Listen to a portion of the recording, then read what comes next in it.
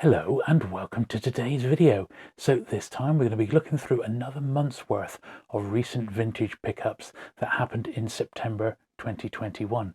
Now we'll get them cleaned and sorted and brushed off in the usual fashion.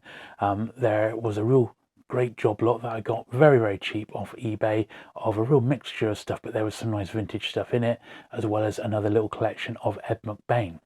The other thing I will be talking about will be the launch of a brand new channel, which I've just started here on YouTube. It'll be live by the time you watch this, and we'll go over what that's all about as well. So sit back, relax, and let's get to it.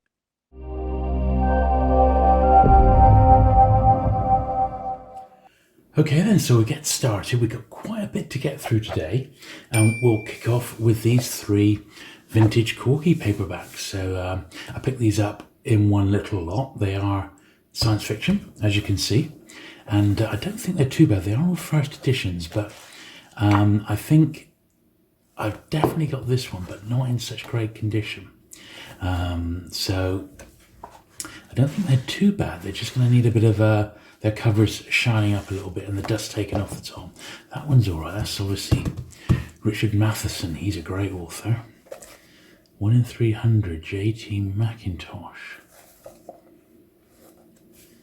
Yeah, I got lucky with these ones and got them real cheap. Literally like £1 a book, which wasn't bad, I didn't think. 1961. And this one, that's got a little bit of pen on the back, but I'm pretty sure it's one I haven't got. And it's got pen inside as well. That's a shame, but I mean, even so, for the price I paid, I said it was only about £1. I'm happy to live with that. Also from 1961. We didn't check the date on this one, did we? 58, that one. So I think what we'll do, we'll go along and sort of do these as we go. So these are all slightly smaller, these corgi books. So I'll give these a bit of a brush off now. And I've found recently, I've been using this like shoe brush.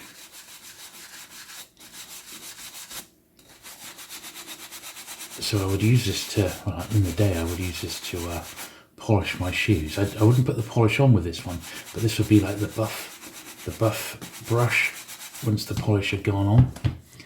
And I found recently, because I've been doing a lot of cleaning lately, that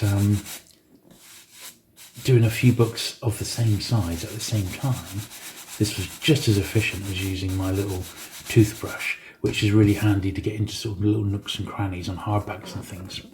But although it didn't seem like there was a lot of dust and dirt on there, there was quite a bit. It's actually lightened that up quite a lot. So I'm going to put them to one side because I'm going to give those covers a polish as well, because they're nice and shiny. Now I picked up a job lot of books, which, well, it was a real mixture of stuff, really. And let's get a bookmark in. I was reading this one. It was a real mishmash of stuff in just a general job lot. It was like, I don't know, it worked out about a tenner, but there was quite a few sort of vintage paperbacks that I wanted to have a little look at included in them. So I just bought it, and some of them went straight to the charity shop, the more sort of recent stuff, but the vintage stuff I've kept hold of because I'm going to we'll have a look through it, and there's bound to be some stuff I haven't got for my own collection. This one's really good. I'm a bit of a closet chess fan. I really do like chess. I was into it when I was a kid, and I've got back into it a bit, playing it online with my son. He is playing a bit of chess at school, and also I was watching the Queen's Gambit on Netflix, that great series, and that got me fired up to play a bit of chess again, which is exactly what I've done. So very good. Chess.com is a site I recommend. You can just go on there, register, and you can play online for free. There's like a premium version of it if you want to have access to it. My best feature, I think, of chess.com's website is that they've got all the old classic games from every previous world championship. So I was a real fan of Garry Kasparov, and all his early games are on there, along with well, they go right back, all the Bobby Fishers and everything really, all the Russian grandmasters. So anyway, yeah, chess.com, a great little site. And that Fischer Spassky book was quite nice. That was the big match in the early 70s, wasn't it, in Iceland? So I'm sure I've got this. So what I'll do, I'll just clean it up, and then I'll compare it against the one in my own collection, and then I'll put it in my box of swaps. So I have been trying to list a few more books recently on eBay. There's a link to my eBay auctions in the description down below, trying to clear some of my backstop. So I have got, for Pan alone, about 600 books which are doubles, which are obviously not listed on eBay. And if you do fancy, or if you've got particular wants from the numbered and early Pan giants and great Pans, do let me know, because there's a chance I might have a double that you might be looking for. All right, and we can just work out a deal directly. This one had a bit of pencil inside, a little bit right in the edge there. That's a bit of an awkward spot for it. So I've got loads to show you today. So I've got this big lot here which I picked up, which had quite a bit of vintage books in. So we've got to clean all of those. I've had another big job lot of Ed McBain. Not so many 87th Precinct this time, some of his other series, but still really cool to have. So we've got a big load of those to go through. I've got a couple of hardbacks, a couple of new fanzines to look at. And of course the big news this month is, as I film this Saturday I'll be launching a brand new channel on YouTube. This is nice, a nice Penguin handbook. I definitely haven't got this one. Yeah, the Book of the Abdomen, blimey. These handbooks are pretty cool, you know. Handbook 34, this one. Yeah, it's the first from 1957. It's funny, with the Penguin handbooks, they either turn up in mint condition, or, you know, really nice, like this one, or they're absolutely hammered because they've been used to death, you know. So, thankfully, this is of the second version, and it looks really, really nice condition. One thing I haven't done on those, of course, is brush the top, so I shouldn't put them over there just yet. Now look at this. This one, Maggie, a Girl of the Streets. It's an early Foursquare. I might actually have a copy of this, but not in such nice condition. It's really, really sharp. Now, one thing you'll see on this one, you can see a line up to there, and then down there is dirt. So if you can imagine another book has just been sat on that right up to that point. It's been like that, and then it's created this line of dirt all the way around it, and it's left that sort of shadow like that. So before we can really do anything with this, we do need to clean the cover of this one. So out of sequence, I'm going to give this one a polish. Now,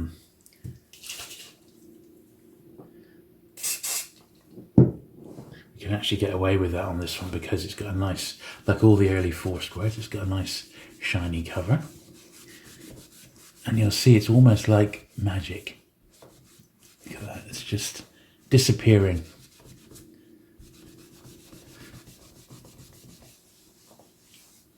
Look at that. That's just from that little bit there. So it's going to take a couple of goes on this one, but generally it's a really nice copy, and it's much better than the one that's in my collection. I really, really like early Foursquare books, and I note with interest that a chap I follow on Twitter is contemplating doing a book on the New English Library. Now, New English Library is what Foursquare books became. Once Foursquare sort of bit the dust, it became the New English Library, and I've offered to at least lend my help with the Foursquare section. I've not sadly got anything like as much as I'd love with New English Library. They're a highly collectible publisher these days, and their prices have really gone up, but I got some, of course, but and they had lots of bestsellers like the early James Herberts, for example. Well, that really was quite.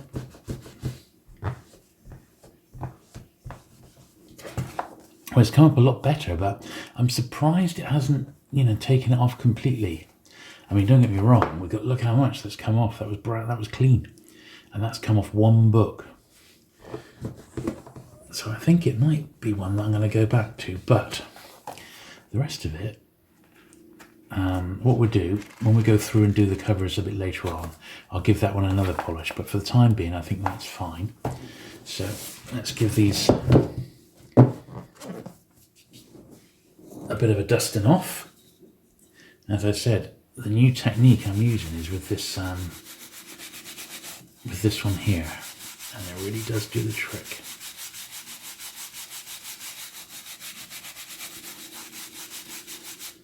So yeah, back to what I was saying. So I've got a brand new channel. So I thought long and hard about starting a brand new YouTube channel because it's a lot of work, and I don't want to take anything away from my main channel, of course.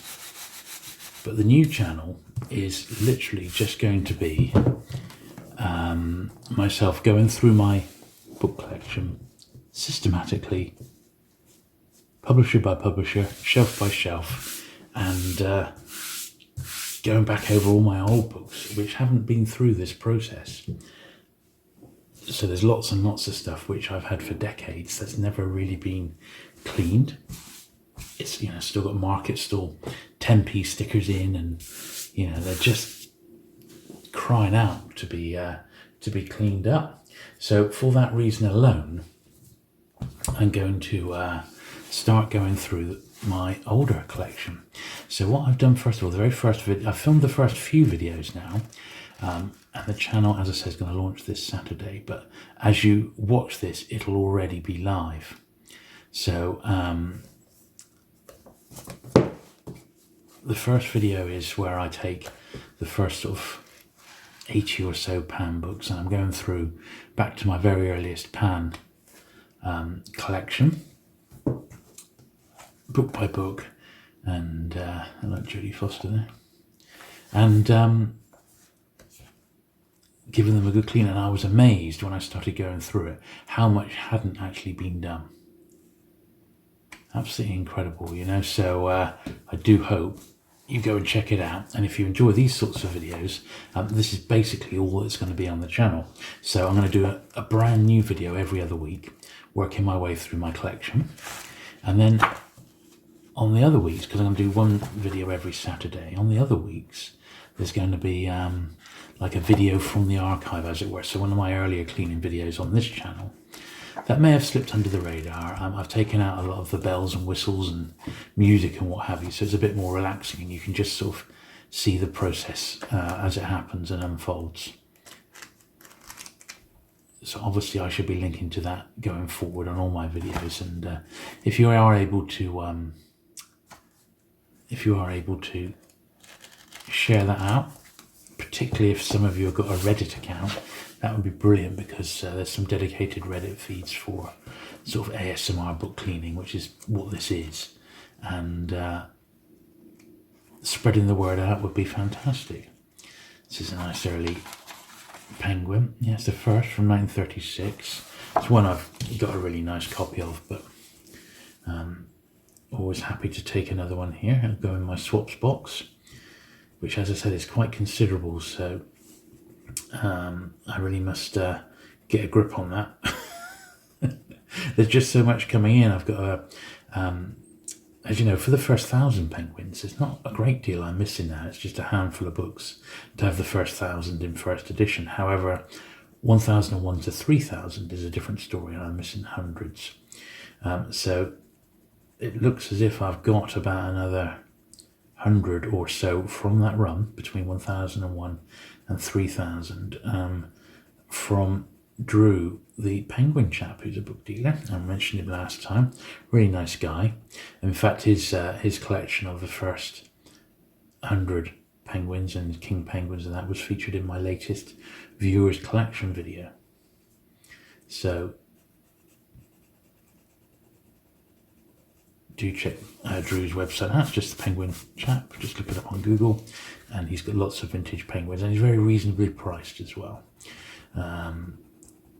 Very fair on postage and what have you. So anyway, I've got a nice little batch coming from him, and they'll be in the next one of these because it will come under my October pickups videos. This is all stuff that turned up in September. There we are, so they're all cool, ready to rock and roll. Yeah, so the new channel, so it's going to start off with me going through my pan books, and then I'm going to do one from the archive, which is for Repairing Forbidden Planet. Then the next one is going to be going through the penguin books, so I've got the first wedge of penguin books, and each video on the new channel is going to be at least an hour long of me just systematically doing it shelf by shelf. One thing I've done is I've taken photos of the books in situ, so I know when I rebuild them they can go back in the right place, but it's also interesting to see where they've come from in my collection. That's them looking okay. And all that sort of tie in with other stuff, and I'm hoping that, see, there is quite a part of my audience which just watch my videos for the book repairing side of it. So I'm hoping that a dedicated channel with, you know, virtually all new content, apart from a little bit of stuff that I'm sort of revisiting, is going to appeal. So that is my hope anyway. So yeah, if you're enjoying this sort of video, do please go over there and hit the subscribe button, and hopefully you'll enjoy those vids. So this one's got a little bit of spine to glue back in, which is fair enough. So it's got like 2 layers, so I'm going to put a little bit in there and then press that down, do another bit. So as you know, I like to just do this with Pritt stick more than anything, because I just find it's really, you can be really accurate on it. So I only need a tiny little bit initially, like so, and that's just going to go into there like that. Then that bit can be turned over. There we are. And then that leaves a clean surface for in there, where I'm going to obviously need a little bit more glue. And like a lot of paperbacks, they're just multi-layered. It's only a little pelican, so it's not like anything really valuable or anything like that. But even so, it may be one that I haven't got.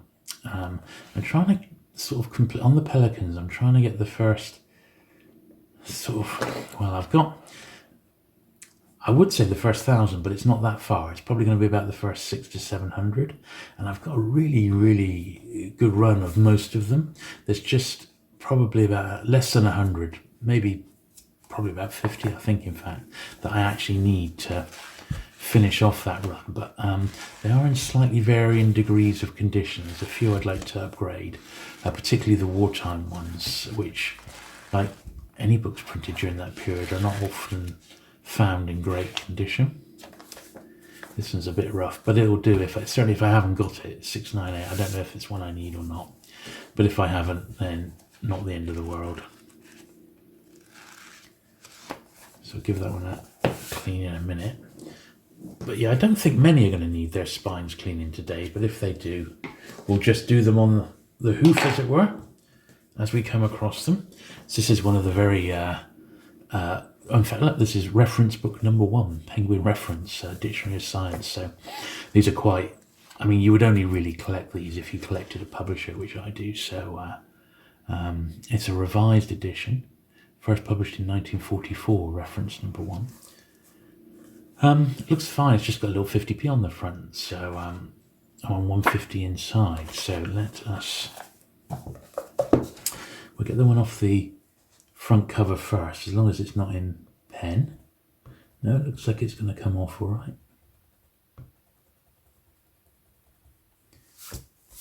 There we are.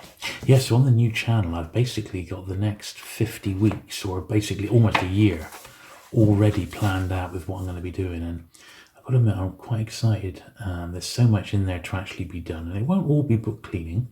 There's going to be some sort of dust wrapper repair and also protection videos. I've got quite a few dust wrappers still to be popped on some of my hardback books.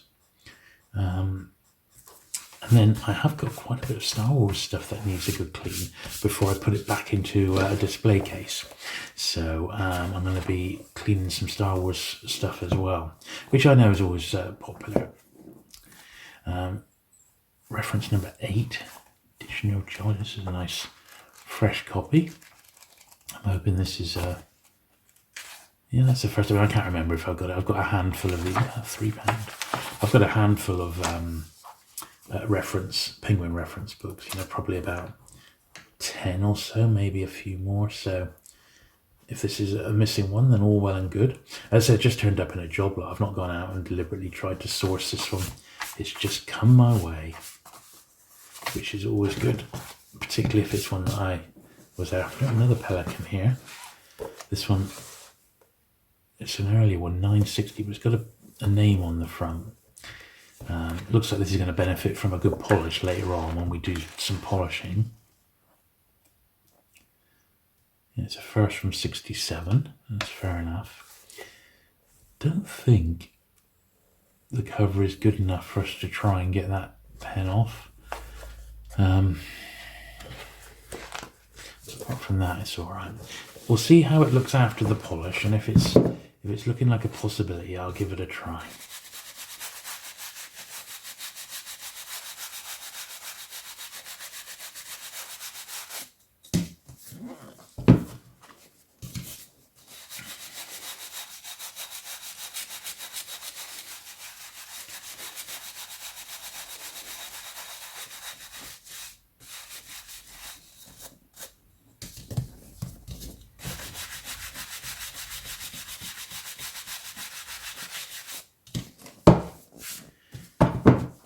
There we are, that's them cleaned up.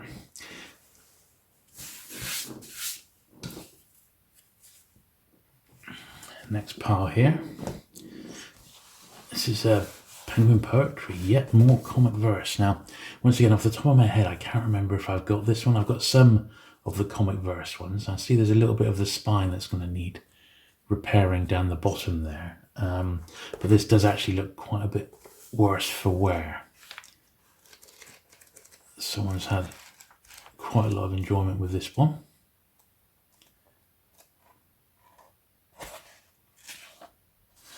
But it's the first from 1959. So we'll give that a little bit of a glue in a moment. This is one of those post-war ones. This is a terrible old state. Doesn't he look like Benny Hill? These really aren't worth a lot of money. It's very much for the completists only.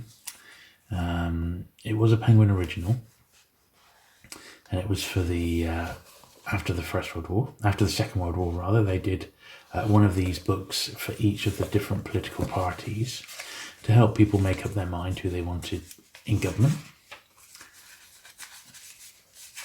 So that's the case for Conservatism and Labour. It is really thumbed and dirty, so it's quite a tatty old copy, this one. I mean, I've got an absolute mint one, it's like unread, so this is just going to be, it'll end up in a little job lot, but once again from the same sort of collection, so nothing to worry about. Well, look at this, the Kama Sutra. This is a panther. It looks like this one is once again virtually unread. No markings inside. First printed in Panther in 1963, and that's been reprinted about 7 or 8 times. It's a real nice copy of that one. And then, we've got an early Pan here. So I said it was a real mixture. A nice Edgar Watts. Actually, this is quite a nice copy. I think this is probably the first, looking at the jacket. Oh no, this was the reprint. So first published 1950 by Pan, and this is the 53 reprint, which means that's probably a cover I don't have. How cool is that? I haven't picked up a new early Pan in ages, so that's good. And the very next video I've got to do for Pan in my chronological cleaning videos will actually, I think it will probably encompass number 142. So that's actually, the timing is brilliant. So that's perhaps the most exciting book I've found so far in this lot. So let's give these a wipe.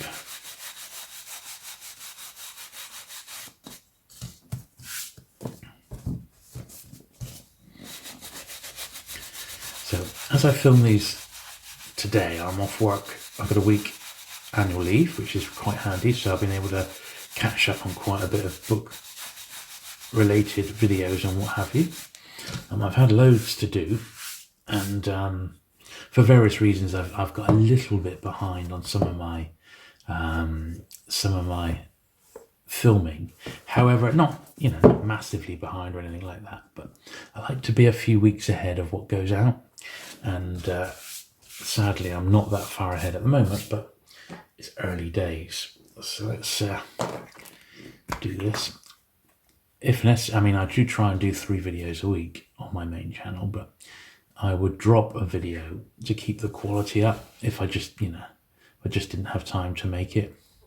So that's always a possibility. There's plenty of old videos for you to go back and watch. And in fact, I uploaded my 500th video this week. So if you think that 500 videos on the channel, I can't imagine there's many people who've watched them all, because there's so many different sorts of subjects, especially all the gaming ones as well, which are on there. But if you have, let me know. So I've just shoved some glue in there. Really, it's not ideal, but it should do just to stop this from getting any worse. There we are. Look, that's taken really well, actually.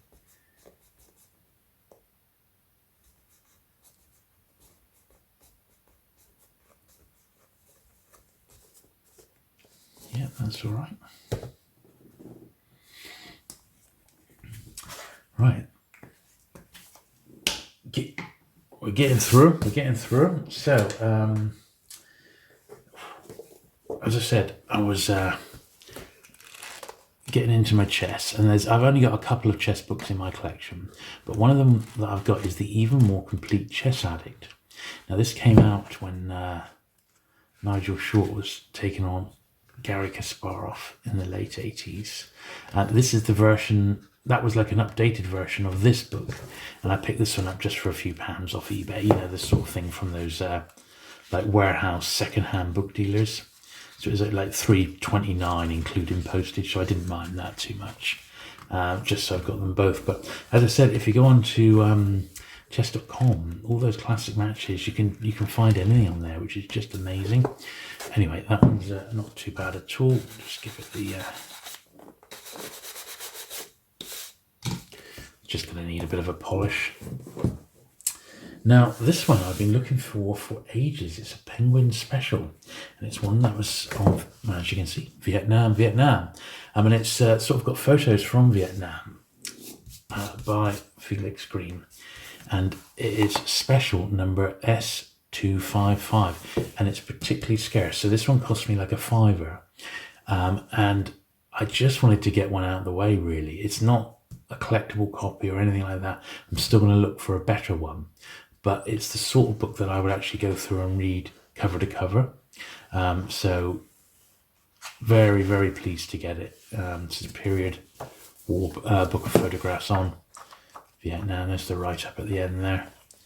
There's lots of press photos and stuff. It's very, very good, and a scarce Penguin special because of the format and size of it. So, I was really pleased to get that one. So I just give it the light rub across the top. And then there's not a great deal I can do with that one. But, it's all there. It's complete. It's just not in the greatest of shape. But it's one, if you ever come across it, that's one to grab. And this was another one. I can't remember if I showed this one or not, so I'm going to show it again. It was a fairly scarce Star Trek book from Random House. Never got released in the UK, so copies are scarce over here. Unfortunately, someone put their name on the inside, but apart from that, it's all right. There we are, someone put their name in there, but yeah, so I think this one's going to be fine. It just needs, it's just going to need a polish along the top, and then this will be another one of those odd, obscure Star Trek books that I've managed to track down, of which there's quite a few in this realm, sadly, and they're all taking quite a bit of hunting. But that's the joy of being a collector, isn't it? So that's them. We've almost finished that big box. Now the next ones we got here, this is a beast, and boy, I was really pleased to get it. This is The World Crisis, Winston Churchill's. Remember, this came out in 6 volumes initially. It's 4 square 213. This book alone I've seen go for over £10 because it's the omnibus edition. Yeah, for 4 square, 950 pages. It is a truly great account of the First World War. This isn't the first, so the first came out in 1960, so this is the reprint. But I'm still going to keep it because I don't have the first of that. I think it's a rare paperback just because of its size. I guess copies just haven't survived, you know.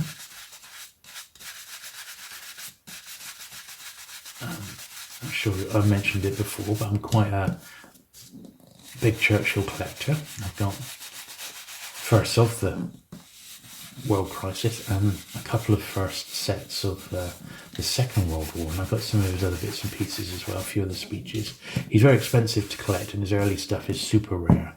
I've got one of the 3 sort of his really early ones, the 1900 ones, but I am planning a video on a look at the Second World War quite soon. So this was another one I got from Drew, the Penguin chap. In fact, he's popped his little, bookmark in there. So this is one that first came out as a Penguin special, but then got re-released as a Pelican, and I didn't have the Pelican with the A122. It's a scarce one because it was reprinted during the war, so copies are fragile, like all the Pelicans from this particular period. Very, very nice book, this one. Yeah, 1945, so tail end of the war. Paper rationing still very much in evidence. There's no markings on that one. Here's another odd Pelican, 172. As I said, I've been trying to zero in on them. This one's in excellent condition.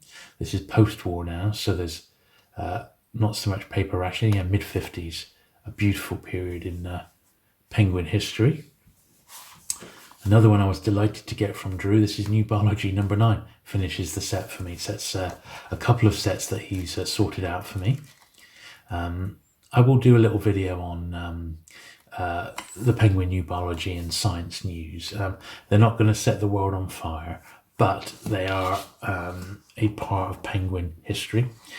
So do need to be covered on the channel eventually. But as you know, I'm still working my way through the Penguin main series at the moment, going through what I've got in my collection. I've just covered Penguins 1601 to 1800, and I've got 1801 to 2000 is going to be the next one, which I'm probably going to do fairly soon, once this load from Drew's coming, because I think there's a few in there to add to that particular batch. Lovely stuff. I'm still trying to fill in lots of gaps between 101 and 300 and a bit. So this is one that I haven't got. These C.S. Lewis ones are quite sought after. So although this one's sort of lower grade, it is quite a collectible title.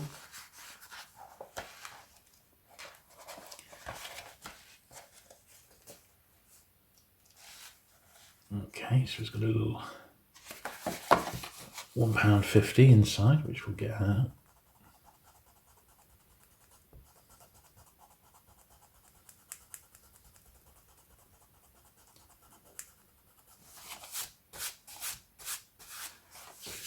There we are. So as I said, I'm on a week off this week, and I'm hoping that the builder of the studio is going to come round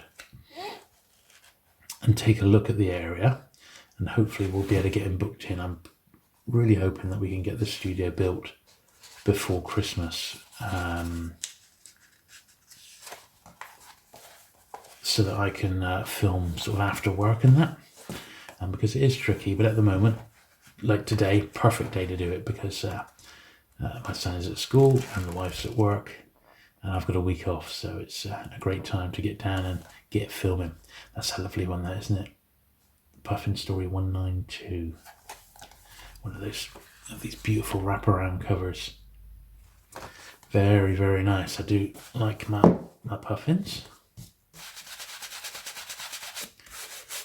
And because they are children's books, sometimes you just have to accept them in lower grade. You know, there's no two ways around it, but at least you've got a copy. This was another one I've been looking for a long time. It's Puffins Storybook 200. So they always do something special on the anniversary issues. It's one for the youngsters as well. So the ones which were for the sort of very young, i.e. non-teenagers and youngsters, but sort of say the 7 and 8s and under, they also don't survive very well. So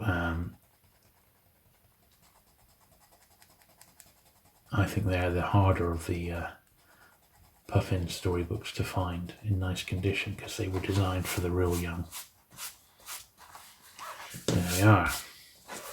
Nice copy of that one as well, actually. Yeah, very nice. B format, which is taller.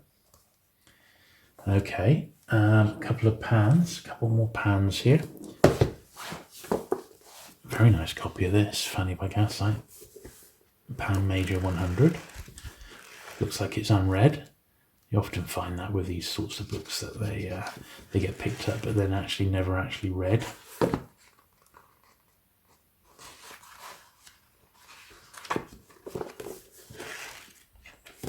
And one of Pan's bestsellers, The Dam Busters. Now this did actually get published in because it was Pan's first million seller, I think. It got published in a hardback edition, which was given to Pan employees. There's not many of them around, so if you ever come across one, that's probably the scarcest vintage Pan hardback out there, and I haven't got one.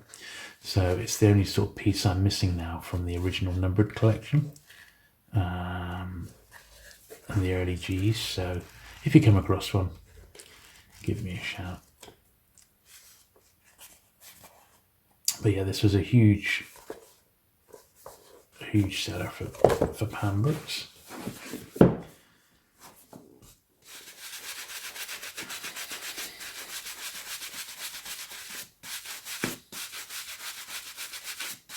Lots of dust coming off this.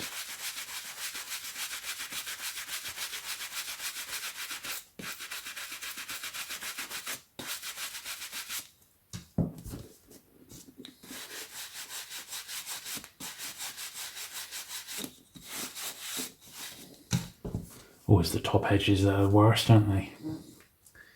Now we've got a couple other bits and pieces, non-book related, but this is just how they've come. So this was lovely. I'm pretty sure I didn't show you this last time. It's a little penguin mini catalogue from 1955. Look, the new penguins, and it's sort of triple folded, so I guess it would have been the size of a paperback. And it's just what was in print and what was available. So the bookseller would put their stamp there, and then you'd have this, and you put it back. You'd hand it back to the bookseller. Very, very nice. Yeah, not one I've got. And I've got lots of this sort of stuff in my collection, but I've never even seen one of these before. It's glossy paper and very, very good. So I'm pleased with that. Good stuff. Just the stock list for what was available at that time. And this is from a period of Penguin that I really like. There we are. Good stuff. Some Puffins storybooks on the back there. Porpoises. It's got one of the limited editions there. The Buildings of England. Cloth bound. You don't see them very often. The Puffin cutouts. Yeah, it's so scarce these days. Baby Puffins. They even still list the Penguin prints. Now those are just literally stills in like a little folder. I haven't got any of them. Not that I really want them, but you know, when they turn up, they sell for like £20-25 each. That's quite interesting to have that one.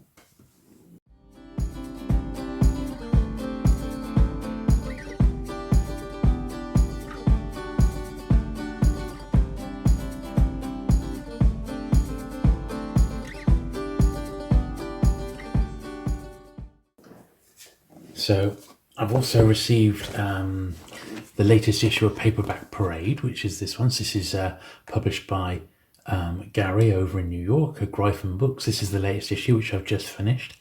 Absolutely fantastic. A real mixture of stuff in this one. And this was the issue before, which was the Star Trek issue, which had a couple of articles in, and also fantastic stuff. So I recommend Paperback Parade. Paperback Parade has been around a long time, and I recently picked up 2 early issues of it off eBay, like number 24 and number 55. So I've got some in my collection anyway, but these are real early paperback appreciation here. So just fantastic to have a run of these. So much as would have been covered. I mean, just brilliant. So yeah, very pleased to have those issues of Paperback Parade. And yeah, do check out, this is the latest issue. As I said, it's fantastic. It's perfect bound. There's a lot of reading it. It's only $15. You can buy them direct from Gryphon. You can get them on eBay as well. And they don't cost much to get those sent over from the States. So the last little batch from that collection is some more B format books. So I got some early Fabers and then some Verago modern classics. So these are, you don't see vintage Faber books a lot. They've just not survived. And of course, a lot of the subjects that they covered were like plays and poetry and things like that. So what's this? Is postcards. You find all sorts of things. This is from National Trust, Wallington, Northumberland. Dear Jay, many thanks for your letters and postcards. Sorry. What are you sorry about? What are you sorry about? See, it's amazing what turns up in inside old books. Absolutely amazing. I've even had cash turn up. Admittedly, not cash that I could spend. It was like an old bank note or something. I think it was like 20 shilling note turned up inside a book. Seriously. It's got a vintage bit of a vintage price or notation of some sort there. Peter Nichols, the National Health or Nurse Norton's it's a play again. I said it's the sort of thing that they would do.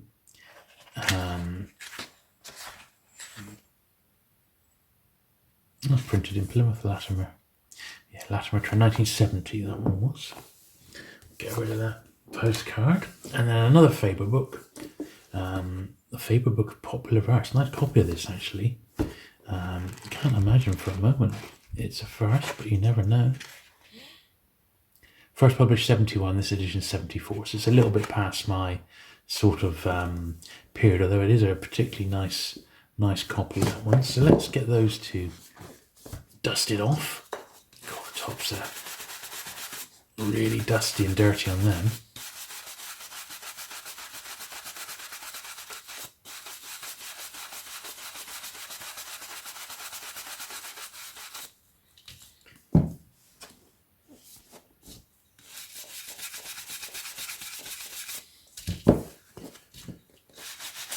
Bottom's pretty good, sides are alright. It was just the tops, they were pretty bad. God, I'm running out of room here. And this is a Verago Modern Classic. Now, I don't really collect this imprint. It's predominantly women's fiction. And it's Verago were created basically to find stories that perhaps had been forgotten, predominantly written by women for women,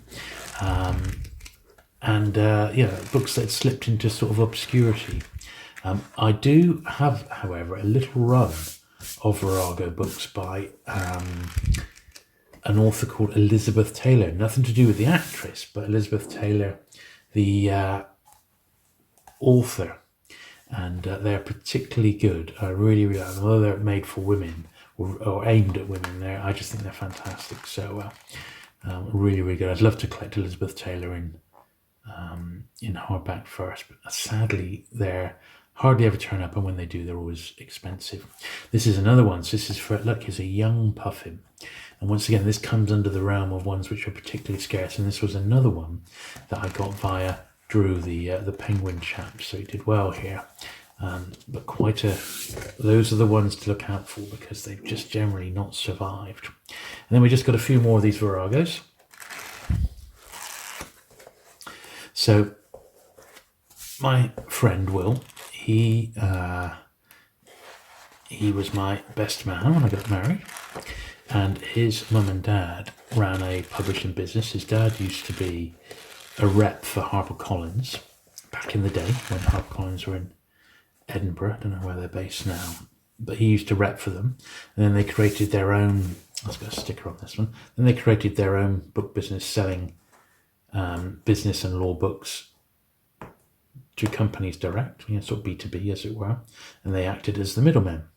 But they were involved in, look, it's left to tear, but I think it's worth it. They were involved in the book business back then. And when Verago were being formed, which I believe was all the way back in the early 1970s, they were visited. Well, basically Verago were looking for some capital. So my friend Will's mum and dad, they invested, I don't know exactly how much, it was probably a few £100s, and this was in the 1970s, so not an inconsiderable amount of money. It was quite a bit back then, and to get the company up and running. And then of course it became a success, and then in the 80s I think the company was about to be sold, or it was floated or something like that, and whoever created Verago came down to my friend's house and with a big fat check and said, "This is your return on your investment." And the few £100 that they'd invested had turned into about £100,000. And they rather valiantly just said, "Nah, it's okay." And they just tore it out and said, "You can keep it." Can you believe it? So there you go. I thought you'd be interested in that story. But that was, so my friends, mum and dad, were there at the start of Verago. They helped get it on its way. But they were a lovely, lovely couple, and both sadly died in the last couple of years. But that was one of their, I always remember that story they told us. As you can imagine, quite a great library as well.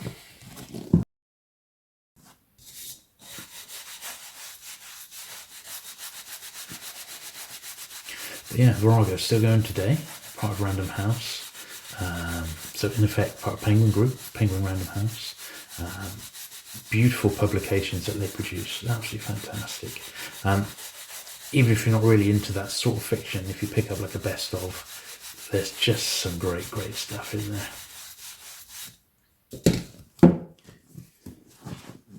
There we are. Wow. Right, so that's the first wedge of stuff. What's left now is some Ed McBain. So I'm going to just reset the camera and we're going to have a quick polishing session. Then I'm going to dig all the Ed McBains out. Okay then, so let's get polishing. I basically sorted the books out in the break just to get to the ones which are going to need a polish, and the other ones which sadly can't be touched because they're older style books which don't have a glossy cover, so we can't touch them even if we wanted to. But putting this little layer of polish on is just sort of the last step really, to get them looking as good as I possibly can on the shelf. As I said, like this one here, I mean, it's filling a number in the collection, but it's not really good enough to consider as a nice sort of collectible copy. But it's definitely good enough to have a look at, and it will do for now. What we used to call back in the day a filler, whereas it would just fill the number in until you got a better one. That was in my comic collecting days. Still looking forward to reading that one though. I think it's going to be great.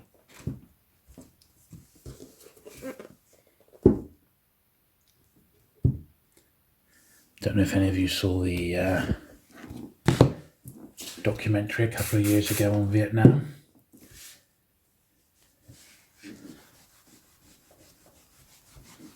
I think it was broadcast by the BBC in the UK. It was, I think it was PBS in the States, or Public Broadcasting System. And there's about 12 parts, as I recall, maybe 10 parts.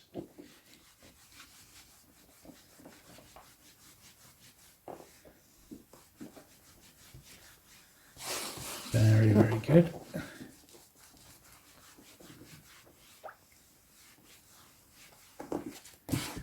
Yeah, I think that Star Trek book's quite scarce, you know. I really do. Get these corgis done now. Yeah, that documentary was by Ken Burns, you know, the famous documentary maker. Very, very good. I've watched it a couple of times now, and each time I've taken a bit more out from it. It's quite a complicated story, the Vietnam story and the events leading up to it and the aftermath, in fact. And although I lived through some of Vietnam, it was going on when I was a kid. And I've obviously seen all the sort of the likely movies, as you would think, from that period. The actual facts are a bit different, as you can imagine.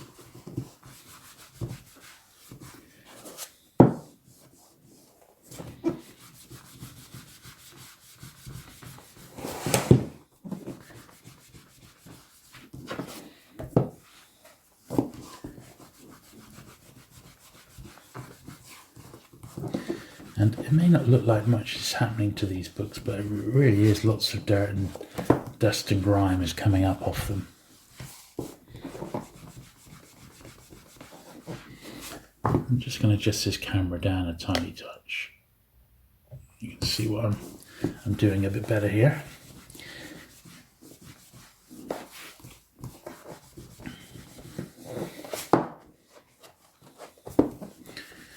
Yeah, I used to really admire Bobby Fischer, but he got a bit crazy come the end, didn't he? He definitely fell out with the American government big time. That's a shame, because he had such a natural talent.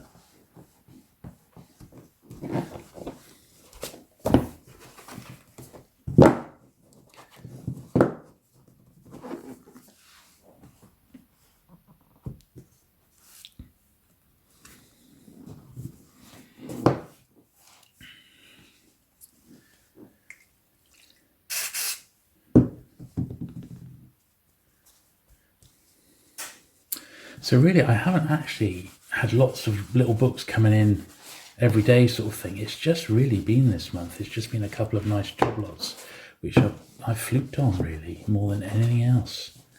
But you know, that's how it goes sometimes, isn't it? I've not really had much chance to get out and do some book investigating in the bookshops. Which is definitely on my list of things to do when I next get a chance. But just been so much going on day to day that just not had the chance to do it. It's like now that in the UK lockdown has been lifted, everyone's back to doing what they used to do, but they're also catching up. So lots of things like weddings, for example. I've got a wedding to go to, and then I've got someone's anniversary, birthday, and things like this. And it does, I have to go to these things, and it just sort of eats into your free time. Oh, to be retired, eh? Have loads of time in the world to do as much of this as I wanted. That would be the dream, wouldn't it? You never know. If I suddenly become a viral sensation on YouTube, then you can rest assured this is the content I'll be making on a regular basis.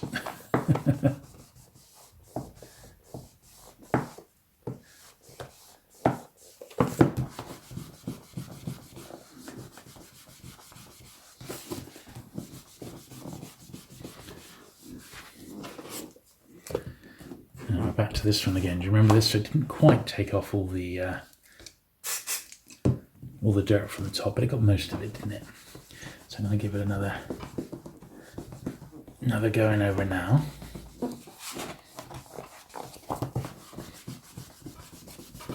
Of course, we didn't touch the back cover, did we? So.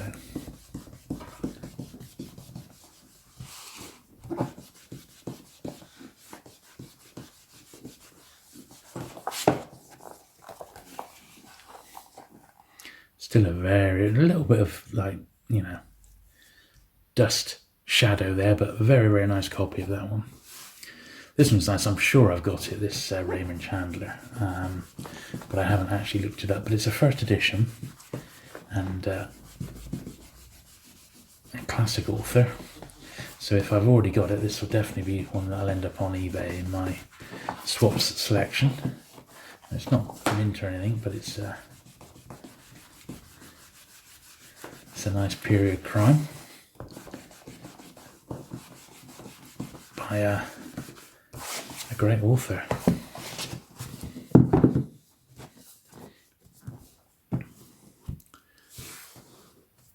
Coming together quite nicely, these now. Another wedge here. So I'm just trying to think what else I've been filming lately. So I've had the first two releases from the Corgi Model Club, so I've reviewed those in a video, and I've got the next two. I've got the next one in hand, and the next one I think is on its way, so I'll be able to do models 3 and 4 of that. That's been quite good fun. I've had the latest issue of Men's Adventure Quarterly through my hands, so that's been reviewed and that one's out. A gorgeous book on the art of pulp fiction. I've just finished reading that one and reviewed it, and that's another great book. That's one for your Christmas list for sure. So looking out for that one on the channel. There's a new book coming out on Penguin Modern Classics, which I've linked to on the channel.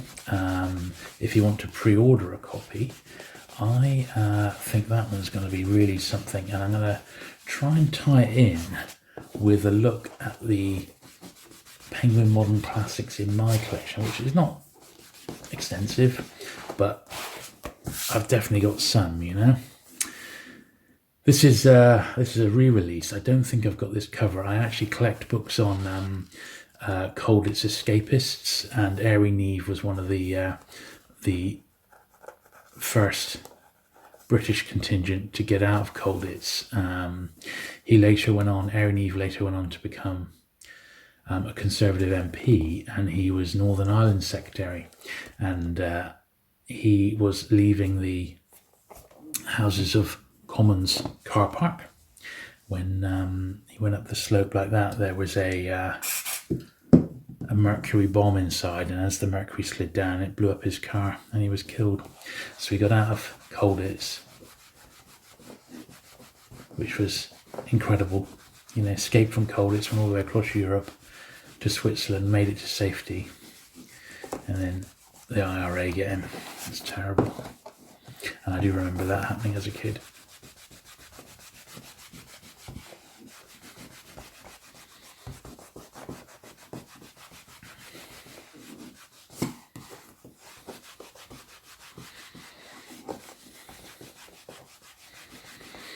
Yeah, I don't remember this. A Walt Disney film.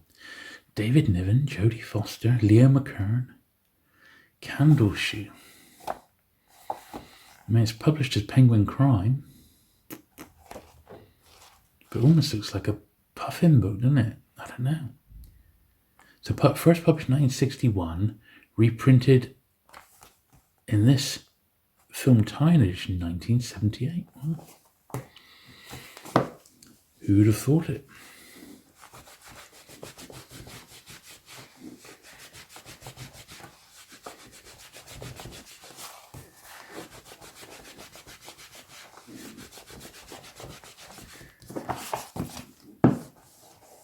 So back in the day, when I had my shop, on a Sunday, we would go, or I would go religiously, I would go boot sale hunting, and I would be looking for books, I'd be looking for toys, I'd be looking for vinyl, LPs and records, and then Monday morning, sometimes into the week, depending on how lucky I got on Sunday, I'd be cleaning it up and putting it into stock in the shop.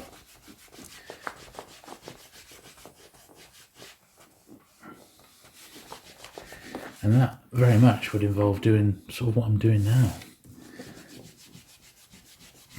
Getting the stuff looking as good as possible so it's saleable.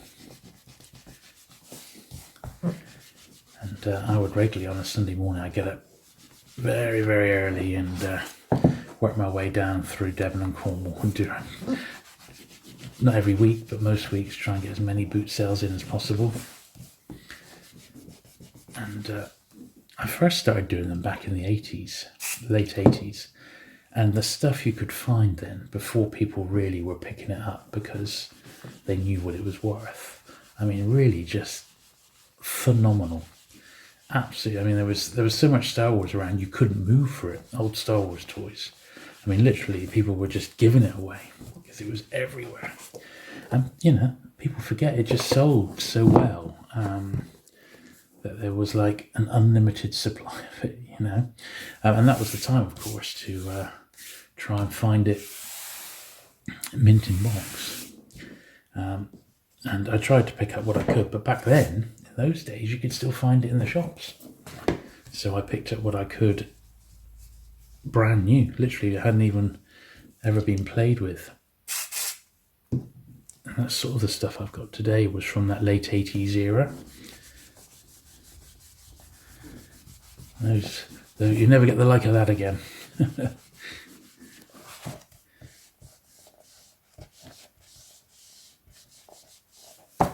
This one's come out really nice. Yeah, I reckon quite a scarce little book, this one. Yeah. I know it's only nursery rhymes, but hey.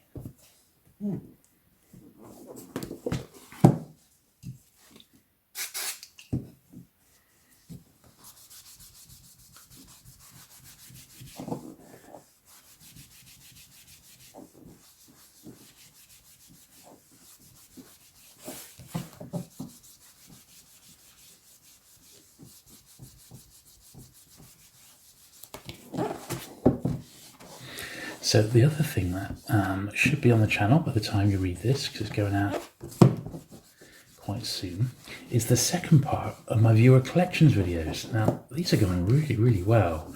The first one's been out for about a month now, and the second one says due to go out, and this one's like a publisher's special, so it's got the collections of a couple of publishers. The first one's Bob Dice. Now, Bob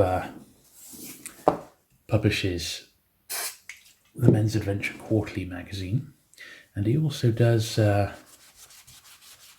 with his co-editor Wyatt Doyle, he publishes a series of books called the Men's Adventure Library, and they're both really good. So he shares his collection, and it is immense, of men's adventure magazines from the 50s, 60s and 70s. It's just incredible, a room full of those. Then we've got Paperback Fanatic himself, Justin Marriott. And there's no single person on this planet who's published more publications about vintage paperbacks from different publishers. So he shares his collection of stuff, and it's fantastic, as you would imagine. Can't believe the dirt coming off this one as I look. Absolutely incredible. And we also feature Drew, as I mentioned earlier. Drew's collection of a lot of it's in storage, but he's got his first sort of 100 penguins out on display, along with his king penguins and some beautiful Tolkien hardbacks, really, really nice ones with, I think they're all signed by Alan Lee, the illustrator. Actually lives fairly local to me. So on the viewer collections, it was 6 collections and they were all quite long. What I'd like to do on the next one, so viewer collections number 3, is I would like to feature some book collections that were just small, just short and sweet basically. So I very much encourage you, even if you've just got one bookcase of books, let me include those collections, get them looking as good as possible, take some photos as clear as possible, and send them through to me. I'll pop my email address on the screen now. And I'd really like to do lots of collections next in the 3rd video of that series. Sort of short, sharp, sweet looks at people's collections. I think that'd be really cool. So do please send them through to me. I'd very much like to feature some more. Maybe you collect one particular author, for example.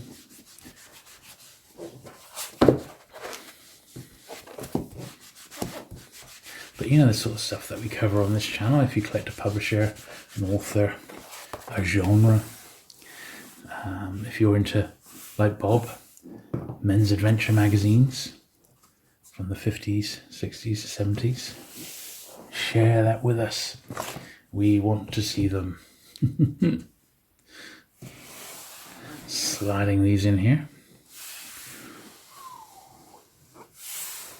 Of course, what you don't see after I do these cleaning videos, I then pull all the books into their respective publishers and I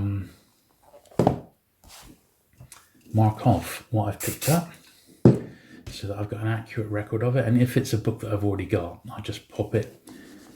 I'll still compare it against the copy that's already in my collection, so I keep the best one. So like any collector, you're constantly upgrading.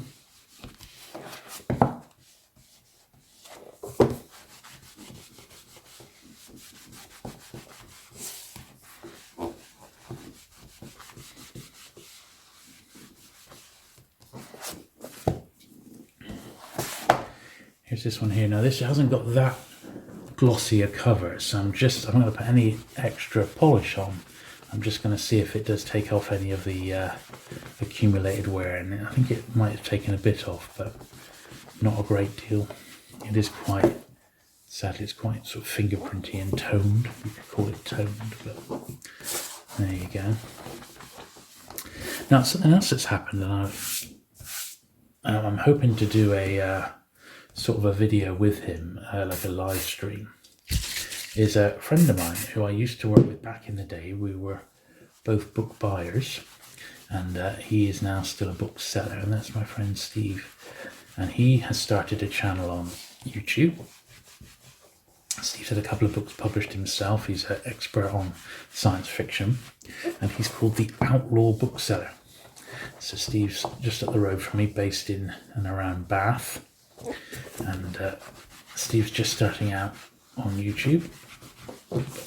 He's already done some fascinating videos, so I do encourage you to go and check out the Outlaw Bookseller and give him your patronage, as it were, because Steve is a great guy, as I said, really knowledgeable, and he's got an amazing collection of stuff, lots of limited edition hardback stuff, signed stuff to make you drool, really.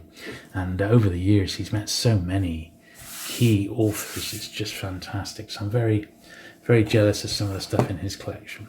But as I said, we used to be both buyers for a national book chain back in the day. And Steve, like me, has managed bookshops and stuff over the years. And he is still a bookseller to this day. In what is, quite a turbulent old time to be a bookseller, really, isn't it? The market is changed so much since I was, in that business. And I think, I've still got lots of friends who are booksellers, and I do feel for them because the market is struggling, I think. And,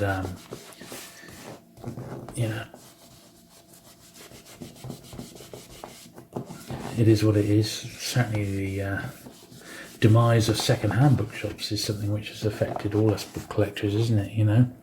That came up very well, but look at the dust of that. So this one here, it looks really, really nice, but I would imagine that there's far more dust and dirt on it than can be seen with the naked eye. But we are almost at the end of these, and then I'm going to dig out some Ed McBain. I'll have to reset the camera again, give us a bit more room, so we can clean those Ed McBains up. There's a few old puffins. Yeah, so I was talking about the new videos that I've done. So I've done the corgi one, I've done viewer collections, yeah, so send me some more viewer collections. I've got the very tail end pan books, sort of the pan pipers to film next, and some pan miscellaneous bits and pieces, which I think are going to be quite fun. I've got some really unusual sort of promotional bits to share with you. This Saturday, in fact, I'm on my friend John's channel, the Action Figure Grader, and John's over in the States. We've become very good friends. He's such a nice chap, very knowledgeable on vintage Star Wars, and he's just going to be interviewing me, not just about Star Wars, but about my sort of book history and book collecting and that. So that would have already gone out by the time you watch this one. So once again, I'll try and pop a link in so that you can watch it on catch up, because it'll only be about an hour or so, but I do think you'll find it quite interesting.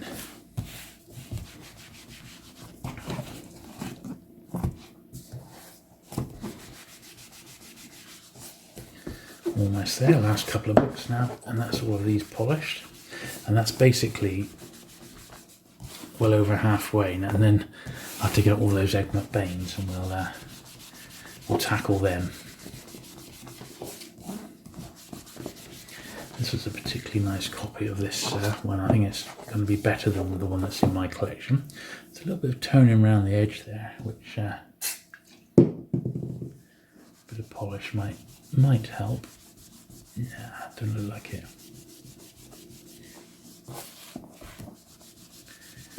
So it is virtually mint, so not time machine mint, but very, very nice all the same. Right, there we go. So let me reset the camera once more, and we'll get out the McBains.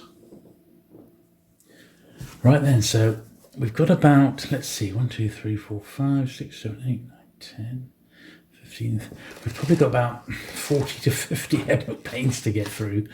So we'll zoom through it. I don't think we're going to have a lot of issues with these because they're all sort of uniform in size.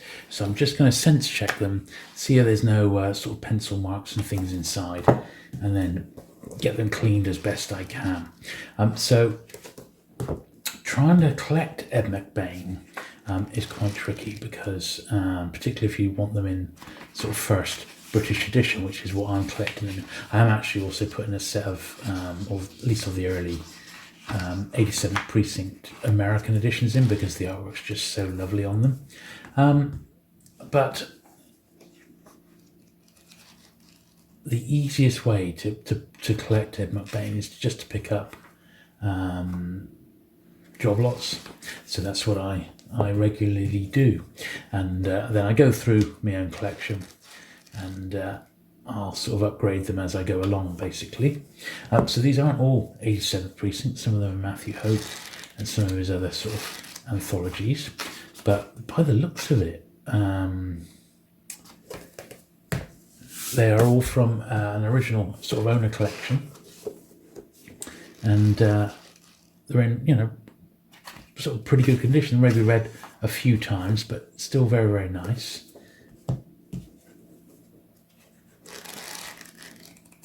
And it doesn't look like they've been through, on the face of it at least, the second-hand market.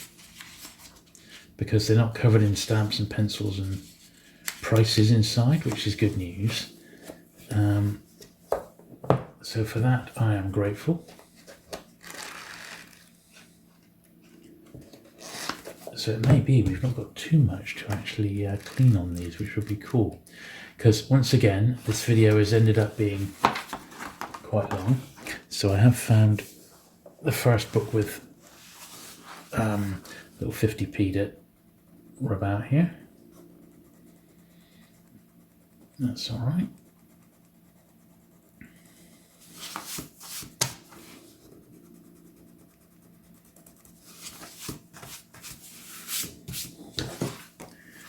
And one thing you will find when, if you do go and watch my other channel, is there will be books you've never seen. And that's because they've just never been part of a focused video before. One thing I am particularly looking forward to, and I shall be filming that this week, is the first part of my look at the King Penguin hardbacks. That's a series I've finished recently. And really, really pleased to finally put that series to bed. I don't know if you've ever come across the King Penguin books, but they're smallish, like paperback size, but hardback. They look a bit like a Ladybird book in effect.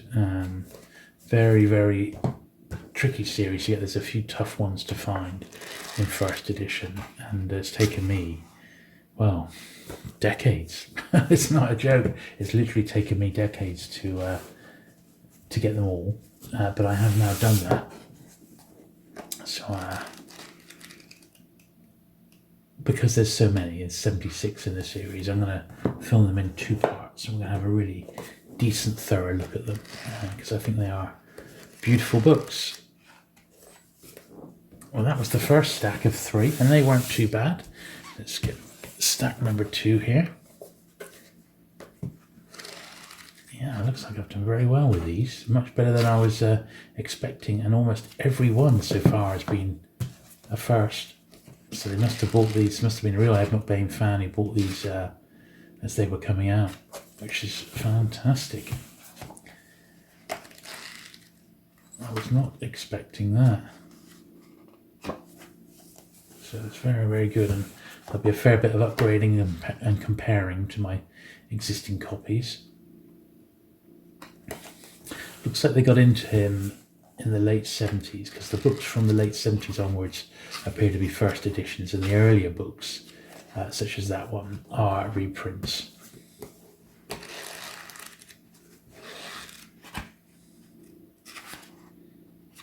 I've said it before, and I'll say it again, if you've not read any Ed McBain, you really, really do need to.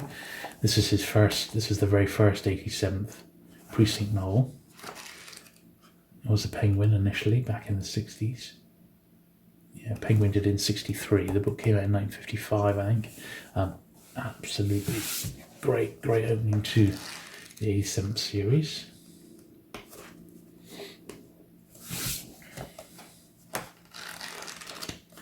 This one's a little bit water damaged by the look of it, but that's okay. Yeah. Just a little bit. I have got that one, but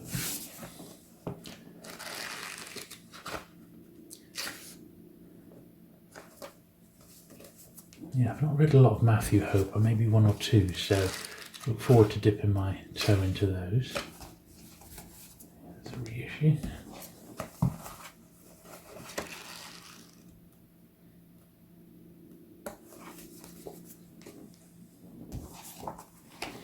And when I have finally licked all the 87th Precinct, I shall do a video on them as well, in UK first edition. There's not many I'm missing, but there's probably still, oh well, we'll see after this little lot. I may not be too far off completing the set then.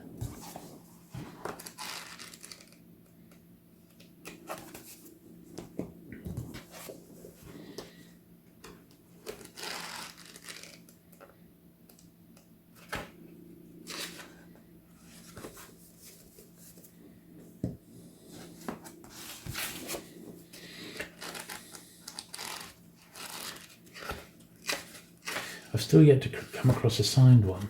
He was quite a prolific signer, and he came to the UK quite a bit actually. But I know some of my friends have come across signed ones. Worth mentioning as well, there's a great McBain podcast called Hark. It concentrates on the 87th precinct, and I've been going a few years now, and I always mention them because they're great. And if you've never, there's not many books around, there's not many podcasts around book series. There's not many podcasts on books in general.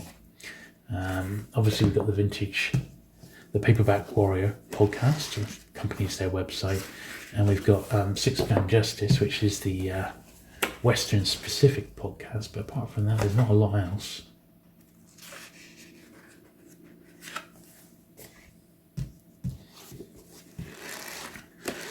But these actually weren't too bad at all. Just one bit of pencil to rub out, and then we'll just give the covers we'll clean all the edges because they'll be naturally a bit dirty and dusty after the 30-40 years of their lives.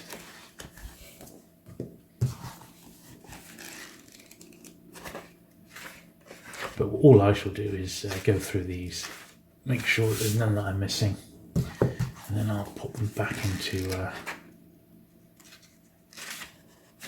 eBay as a nice little job lot for someone to enjoy.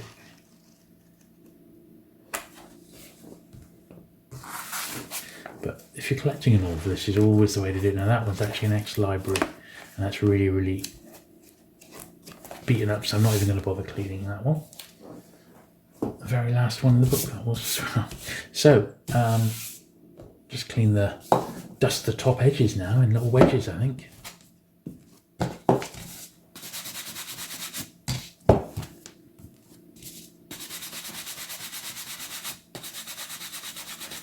It's so much quicker doing it with this brush than my toothbrush, which can be used for a bit more delicate books, you know.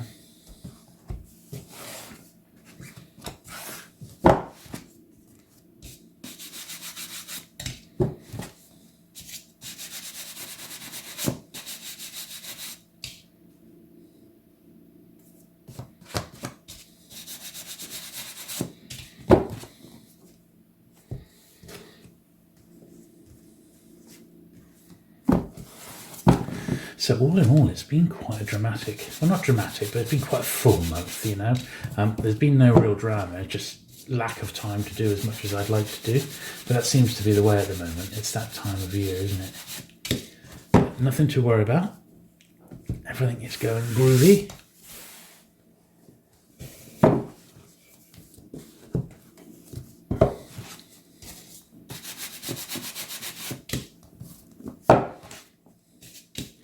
But certainly the biggest takeaway from this week's video, or this month's video, is do please check out the new channel, because it's going to need a bit of support in its early days.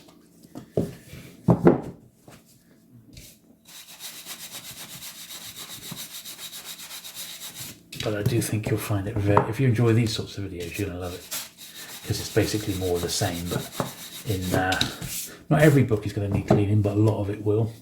And I do sort of clean the top edges and stuff off every single book, because as stuff has been added to the collection, well, that's fine, but all the stuff that I've had for decades, well, that's never really been touched, and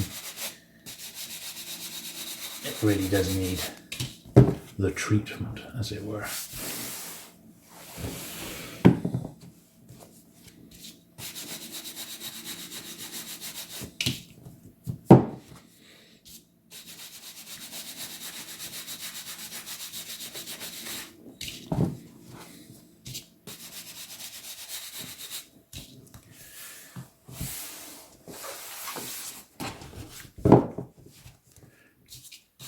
Very well with these Ed McBains, and that was better than I thought. I quickly had sort of unboxed them and left them for this video, but they weren't in anything like as bad condition as I thought. So that was cool. So that's them all dusted. Now I just have to get the covers briefly polished. So I think we'll treat ourselves to a new bit of cloth. And it'd be interesting to see if we take a really, really clean bit. Let's see. Just fold this. We'll take a really, really clean bit of cloth and see. There we are. See what this ends up looking like once we've cleaned all these 40 or 50 or so books. All right. I don't think it's going to be too bad, but often, as we've said many times before, it's almost like invisible. You just can't see the amount of dust and dirt coming off.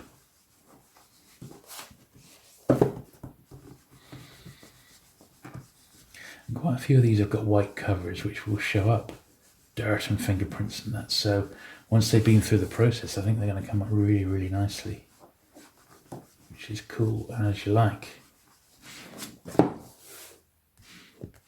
And I'm just, until I've got a little bit built up on the cloth, I'm going to keep spraying them on. But these are modern books, you know, well, modern, as I say, 30, 40, sometimes 50 years old.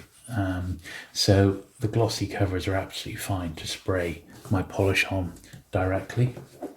I wouldn't dream of doing it on an early sort of penguin or something like that, because it would wreck it. It would be like pouring water on it. This is one of the earlier ones.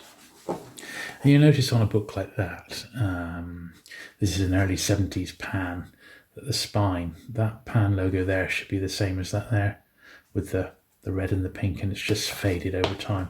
And red and pink are in actual fact two of the most susceptible colours for fading. So no real surprises there.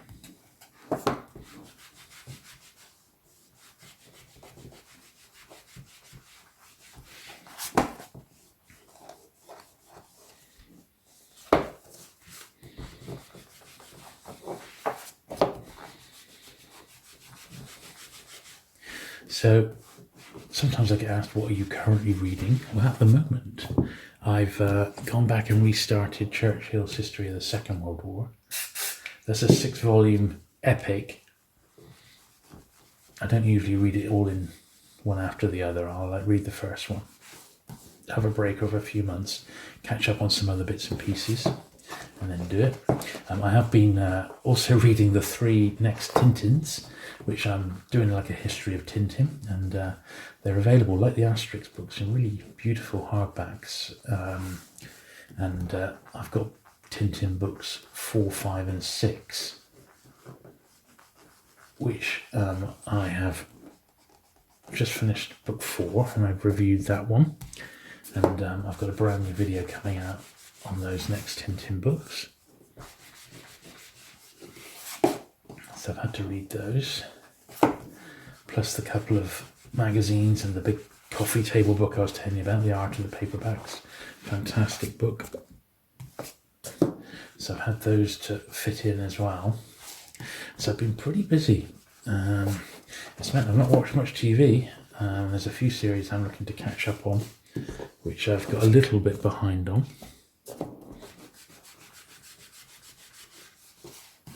And a few series are ramping up production again as various lockdowns have been lifted around the world.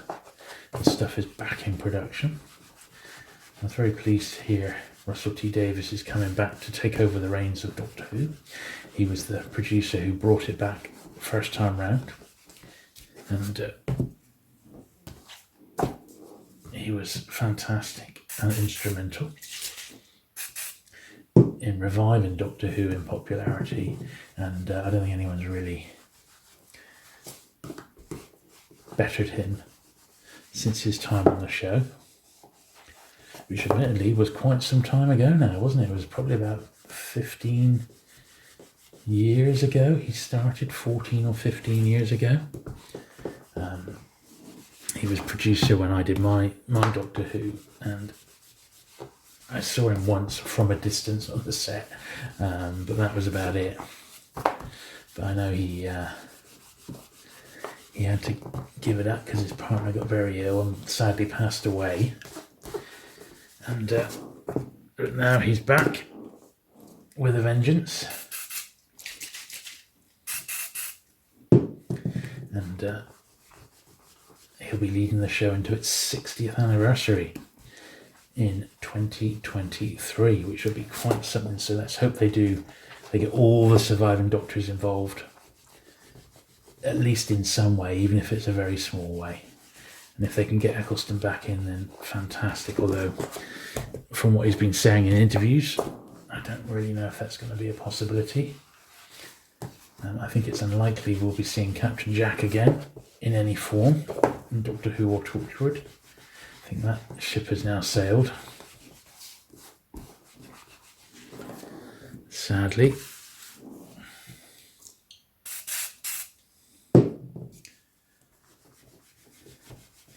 I doubt we'll be seeing Mickey either, for similar reasons, and Noel Clarke.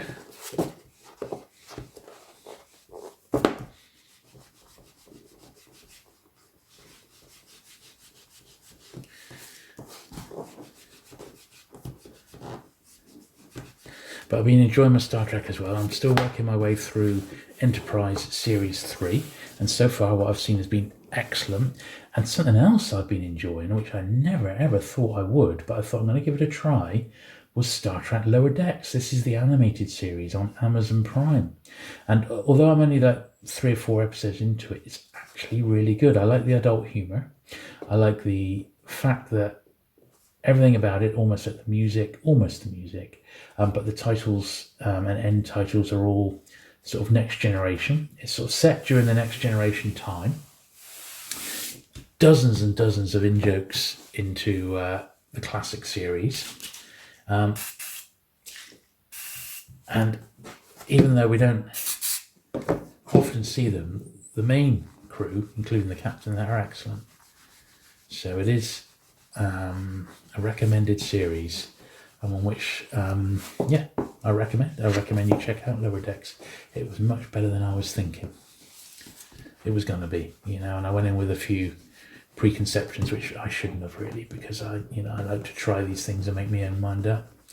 But it's a really good little 20-minute Trek hit, and I think you'll just love it. And I don't know why I never got around to watching season 3 of Enterprise, but I'm catching up with them now, since there's only a dozen episodes, isn't there? So it won't take long.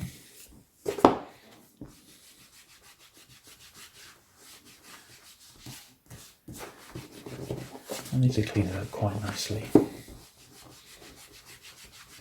Some needed a bit more cleaning than others.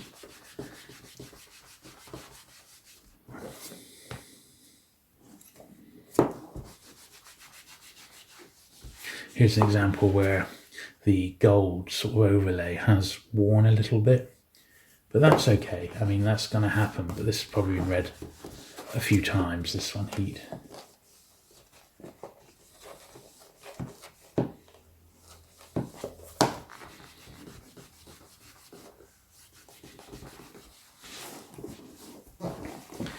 Now, I haven't forgotten about TikTok. I've still been doing TikToks, but nowhere near as, I just haven't had the time to do them. I've not really had time to upload the ones that I've done as shorts to YouTube, but I will try and do that. I've got about another 5 to get up onto YouTube, and then I'll be up to date. If I can find a day in the next couple of weeks, I'll just do a day where I film about 10 or 11 at one point, but they need filming, and then they're all scripted, and they need to add the music, and they do take quite a bit of editing. But I understand YouTube wanting to encourage short form content, but it couldn't be any more further away from something like this, which is like an hour and a half video, so I think my videos are long. I was watching Spectre, which last night, which was in preparation for going to see the new Bond movie, and that was 2.5 hours long. Didn't seem long at all, because although it comes in for a lot of flack, I thought Spectre was actually pretty good. So I don't know.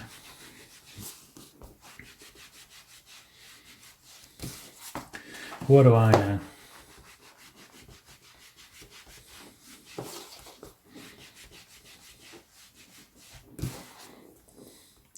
So we're well over halfway through these mukbangs. I'm going to put them in 3 piles over there.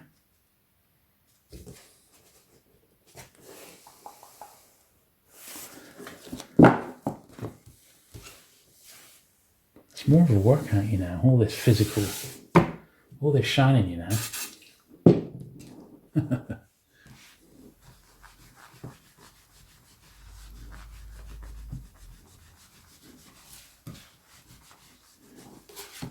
But yeah, it was a particularly large amount of books to clean this time around, so you know, there you go. It is what it is. They won't always be this long, but I think the last one was fairly long, wasn't it, as well?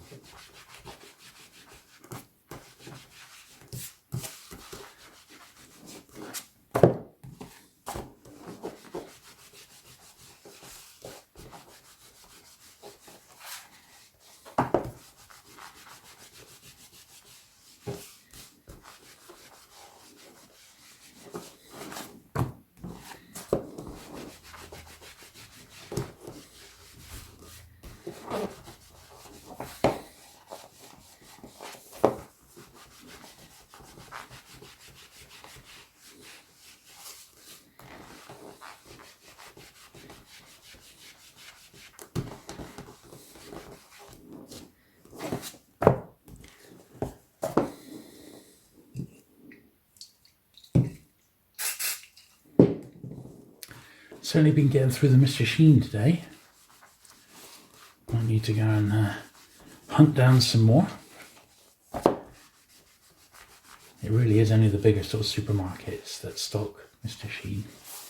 And it just seems to be, for me, the most effective brand for cleaning these book covers. It's, you know, it's furniture polish. It's multi-surface polish is what they call it.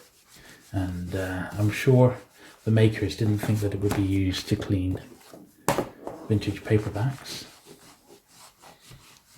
But what do they know, eh?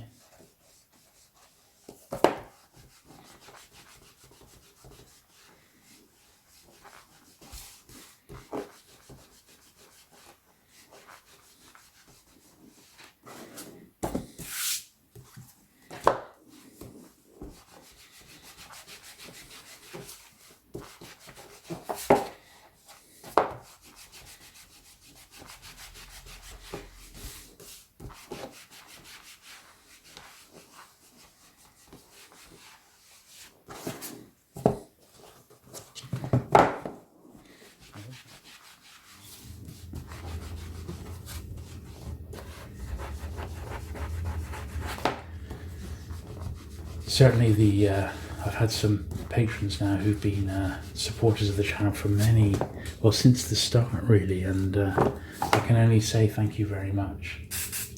Really, really do appreciate it. It's definitely been helping me, because you know, the money that you get from advertising through Google AdSense is not that much. It's enough, don't get me wrong, and I'm really grateful for it, but it's not, you know, you need to have several income streams really to make this worthwhile, and I'm afraid I'm nowhere near being able to give up working in a normal 9 to 5 and doing this full time as much as I would love to, unless a very generous benefactor comes along. I'm going to just need to keep doing what I'm doing as is, but that's absolutely fine. But it just means I have to be quite valuable with my time and produce the videos that I can definitely have time to do, you know.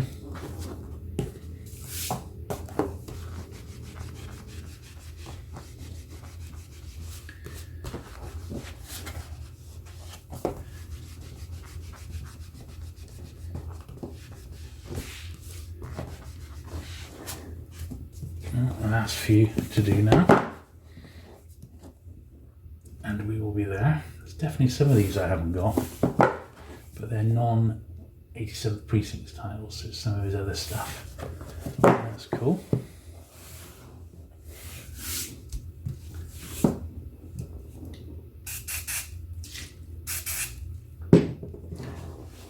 So I do hope you have found this another enjoyable cleaning session.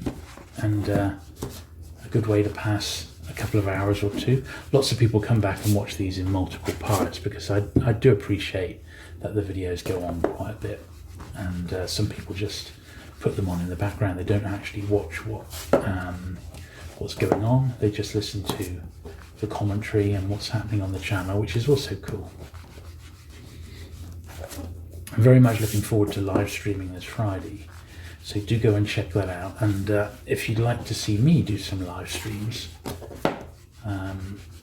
in the future, I'm not averse to doing it. I will be happy to.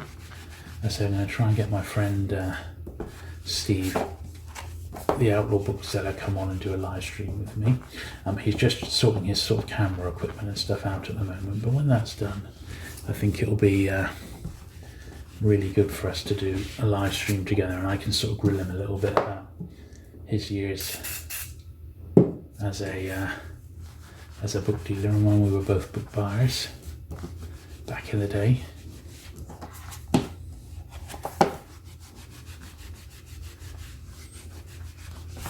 Certainly got some good memories of doing events with Ian Banks, and I remember picking him up from his hotel, taking him down, walking down through town to the bookshop to do a signing with him.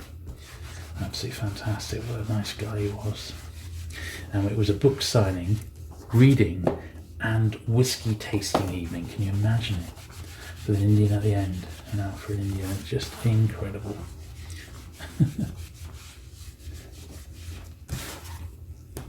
Still got lots of signed ones in my collection from Ian that he sent me through the publisher, of course, but they came with a personalised letter from him, and they're really highlights of my collection.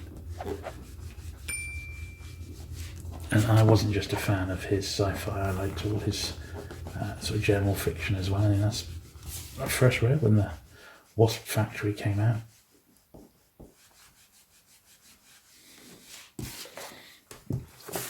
Anyway, so that's it for today, pretty much. I do hope you've enjoyed it. Do please, if you've not already, hit the subscribe button. Do please go over to my other channel and please subscribe to that one. It's very important that I get over 1,000 channels, so it gets 1,000 viewers rather, so it gets recognised by YouTube and they promote the videos properly.